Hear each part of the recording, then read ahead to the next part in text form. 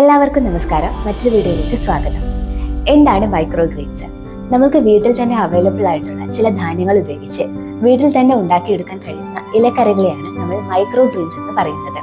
ചെറുപയർ, വൻപയർ, കടല, കടുക്, ഉലുവ ഇവയൊക്കെ ഉപയോഗിച്ച് നമുക്ക് മൈക്രോ ഗ്രീൻസ് പ്രിപ്പയർ ചെയ്തെടുക്കാൻ സാധിക്കും. പ്രത്യേകിച്ച് വളമോ മണ്ണോ ഒന്നും തന്നെ ഇതിനാവശ്യമില്ല. സാധാരണ രീതിയിൽ ഈ ധാന്യങ്ങൾ കഴിക്കുമ്പോൾ നമുക്ക് ലഭിക്കുന്ന ന്യൂട്രിയൻസിന്റെ 40 ഇരട്ടിയോളം കൂടുതലാണ് നമ്മൾ ഇങ്ങനെയാക്കി കഴിക്കുമ്പോൾ നമുക്ക് കിട്ടുന്നത്. 1-2 ദിവസം ഉപയോഗിച്ച് ഈ ധാന്യങ്ങളൊക്കെ മുളപ്പിച്ച് കഴിക്കാറുണ്ടല്ലോ, അതാണ് സ്പ്രൗട്ട്സ് എന്ന് പറയുന്നത്. ഇതിലും ഒരുപാട് ആരോഗ്യ ഗുണങ്ങളുണ്ട്.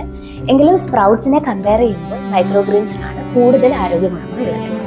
നമ്മൾ ഇത്തരത്തിൽ നടുന്ന വിത്തുകൾ, അതായത് ഈ ധാന്യങ്ങൾ 10 ദിവസത്തോളം വെച്ച് ചെറിയ ചെറിയ ഇലകൾ മുളയ്ക്കുമ്പോഴാണ് നമ്മൾ അതിനെ മൈക്രോ ഗ്രീൻസ് എന്ന് പറയുന്നത്.